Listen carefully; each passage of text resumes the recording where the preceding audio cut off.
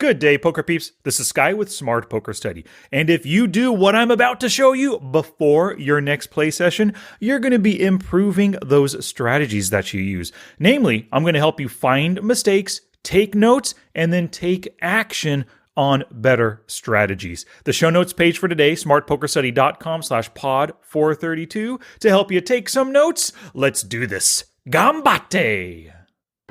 You're the heart and soul of this team, Bobby. And the only one of us could have passed that test. Thank you all so much for being my friends. Well, let's wait till later to hold hands and kiss. We got a bowl game to win, right? So I know that you want to improve your poker skills. That's why you're watching this video on YouTube or you're listening to the podcast, right? You probably do a lot of different things to improve. Like you study various materials, videos, podcasts, articles, and whatnot. Maybe you have a coach. You listen to them. You do what they say. You probably take a lot of action, especially if you watch my videos. At the end of most videos and podcast episodes, I give you action steps to purposefully practice what I taught you. And I'm going to be doing that at the end of the video today. Maybe you participate in forums, sharing ideas with other people, or maybe you sign up for various courses and you're taking poker courses to learn specific skills. Well, today is something that I think is a key study strategy beyond those ones that I just mentioned, and that is to find mistakes, take note of your mistakes, and then take action. So here's the thing. Mistakes are learning opportunities. You don't want to shy away from your mistakes. One of the reasons why you're on online poker is so that you could use Poker Tracker 4, develop that database of hands, go through your hands, and learn from your mistakes. Mistakes basically tell you what you need to work on, so use that database effectively. What I want you to do before you play poker again is review 10 losing hands. Do it right now. Like if you're on your computer and you got the time, pause the video, review 10 losing hands after I tell you how to go about finding your mistakes, right? But the goal is before you play, find your mistakes so that you can actively work on the strategies you need to play better poker. And here's a pretty key idea. I occasionally have students come up to me and they say something like, Sky, I can't find my mistakes. When I'm reviewing hands, I don't know what I'm looking for. Well, if you can't find the mistakes right now, you will be able to eventually. You just have to put the reps in. Spend time reviewing hand after hand. As your skills grow and as you just get experience with reviewing hands, you're going to become better and better at it. Right? It's like making free throws as a basketball player. Maybe in the very beginning of your poker journey, basketball journey, when you were in middle school, maybe you only made 2 out of every 10 shots. But as you practice it more and more, you develop that form, you get that experience, you end up making 5, 6, 7 out of every 10 shots. Same thing is going to happen with your hand reviews. The more reviews that you do, the more used to it you get, the more mistakes you're just naturally going to find. Alrighty, so we're going to cover one of my own mistaken hands in just a little bit. But for each mistake that you find, the first thing you want to do, you've got to whip out that poker journal. Excuse me while I whip this out. And then in your poker journal, you have to answer 3 separate questions. Question number 1 is, what was the situation? Question 2 is, what was your mistake? Question 3 is, what will you do better next time? You're going to answer all 3 of these questions in your poker journal for every mistake that you find. Okay, so let's answer these 3 questions in my poker journal with an example hand. I'm on the button with ace, queen, offsuit. 5 players dealt into the hand. The first player decides to open raise to 3 big blinds.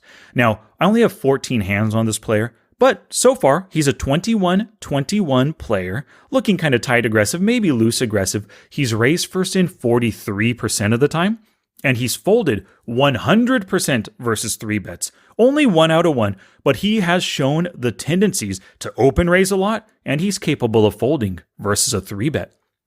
The cutoff ends up folding.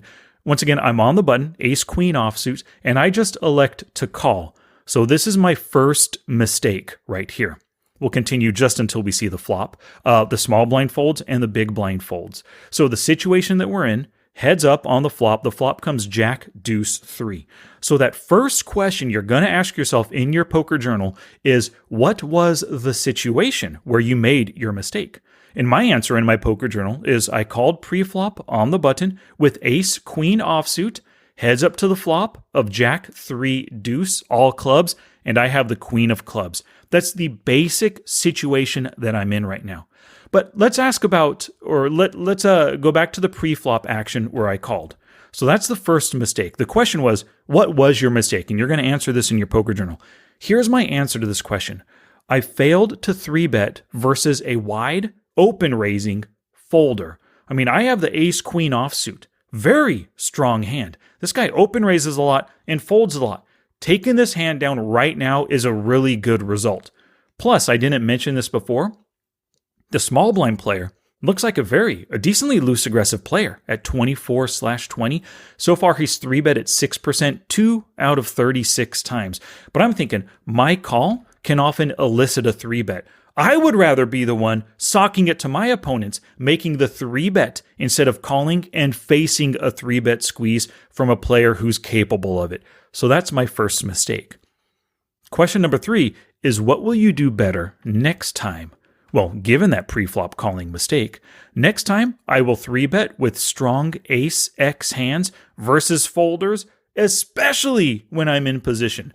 I didn't mention that up until now. I mean, I said I was on the button, but obviously, players like this, strong, capable players, at least he appears to be a strong and capable player right now, he realized that if he calls my 3-bet, he's going to be out of position flop, turn, and river. I'm going to be able to pot control or put some good in-position pressure on him. That makes it more likely these players will fold versus my 3-bet. And if I 3-bet to 9 and he folds, and if the blinds fold, I pick up a very simple 4.4 big blinds without having to see the flop at all. I really like that kind of result. So let's go to the flop now. Remember, I called. The flop comes down Jack 3 deuce, all clubs. I have the queen of clubs with the ace of hearts right here. Now, my opponent decides to c-bet for half pot, about 5 big blinds. I'm sorry, not half pot, 2/3 pot. He bets about 5 big blinds into the 7.5 big blind pot right here. And I elect to just call. Looking back at this, I really don't like this call. I definitely should have bluff raised. And the reason why is because I have the flush draw, a decent flush draw. It's third nut flush with the queen of clubs, but it's still a flush draw, right? I also have 2 overcards, so 6 outs for a top pair hand, an ace or a queen gives me a top pair. Plus I have a backdoor straight draw on that jack high board, ace and a queen in my hand, a king and a 10 comes turn and river, boom, I got a straight. So this is the kind of board where raising right here as a bluff, I can barrel on a lot of different turn cards, potentially hit a very strong hand, and instead of barrel bluffing, I could maybe bet the turn and river for value. So to answer that second question, what was your mistake? If I lay this out exactly, I failed to bluff raise his flop c-bet with overcards plus a good flush draw plus a backdoor straight draw. I had so much equity. Raising is a great play right now. And then question number 3, what will you do better next time? Hey, I will bluff raise on scary boards when I'm in position and I have plenty of drawing equity right here. Plus, didn't mention this in my notes, he's a loose aggressive player. This is easily just a bluff c-bet on the flop, and there's a good chance I could just take it down with my position by raising him 2.5, maybe 3 times his bet. All right, so after you've reviewed your 10 hands and taken notes, you've answered the 3 questions on all the different mistaken hands. What I want you to do when you play your play session, warm up with those journal notes. Whip them out again and read through all those answers and to refamiliarize yourself with your mistakes. Now, it's a really good idea. Choose one mistake to focus on. It's probably going to be a pre-flop mistake that you think happens a lot, or maybe a very costly post-flop mistake. It's always easier in your play sessions to just focus on one thing at a time. Let's imagine you reviewed 10 hands and you found 5 different important mistakes. Well, now you know what to focus on each day over the next 5 days. And then as you're playing your session, keep your journal open for reference and to help keep you on task with that one mistake that you're focusing on. All right, before we get to today's action step, if you enjoy going through your Poker Tracker 4 database, but you're not so comfortable with it just yet, you have to get my course, Get More from Poker Tracker 4. You can get it by going to smartpokerstudy.com/getmorefrompt4. There's over 7 hours of do-as-you-consume Poker Tracker 4 training. That means you're going to be watching a video, pausing the video as you go, and you're going to follow my demonstrations. You're going to do exactly what I'm doing in Poker Tracker 4. It will guide you through all the critical uses of the best poker tracking program. And I have to thank some incredible poker peeps for getting this recently. Trevor McCarthy, Avi Etzioni, David Hogan, Nils Bauer, Roz Meshulam, Eliasuf Duel, Mitch Patton, Hugo Schallert, Mario Resendez, Borisa, Eric Tetrault, Chris Bursick, Philip Akil, Amin Golistan, Andreas Barchi, David Cassidy, Fred Woolley, Michael Austin Davies, Drew Leninger, and Christopher Carney. Thank you all so very much. These incredible poker peeps went to smartpokerstudy.com/get-more from Poker Tracker 4. They checked out what the course has to offer. They decided it's what they needed, and now they're learning Poker Tracker 4 better than ever before. Now it's time for you to take action.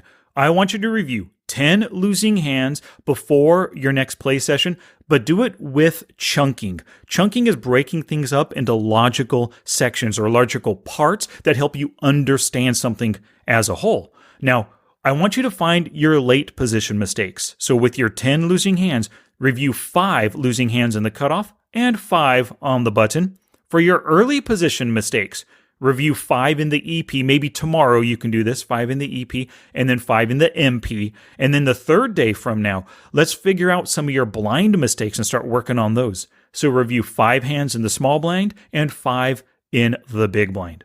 All right. Thank you so much for listening, for watching the video on YouTube. Good luck to you. Take action right now to turn yourself into the player that you want to be.